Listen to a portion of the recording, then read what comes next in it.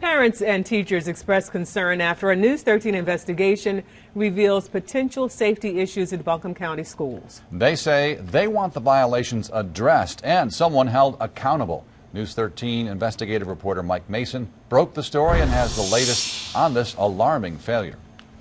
Yeah, district officials now have to permit and inspect work that has been neglected for years. It looks like taxpayers will be on the hook for all of this, and many are upset, saying it's a big mistake that could have been easily avoided. This past Monday, a News 13 investigation exposed serious safety issues at Buncombe schools. Electrical and fire safety issues that went unpermitted and uninspected for years. And a school electrician says his supervisors knew all about it. That has many people upset.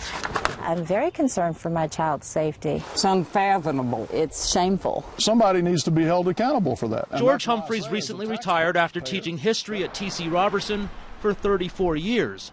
His wife, Linda, was a teacher for 33 years. I still care. And they're both relieved to see these safety issues finally addressed. I commend WLOS and you for having the guts to do it.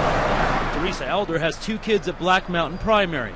After watching our reports, she now questions how safe her children really are. There's no reason why we should wait for a tragedy to happen before we take the necessary actions to correct the problem. Elder remembers going to school for an event last January. She says the outlets and breakers weren't working in the classrooms, and teachers didn't seem surprised. And they said it happens. You plug something in and it wouldn't work anymore. And it was throwing off breakers like the fish tank. Now we looked over and the lights were off in the fish tank.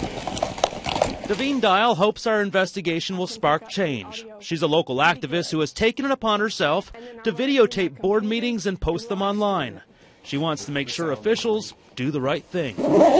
I'm appalled that people feel that they don't have to follow the rules.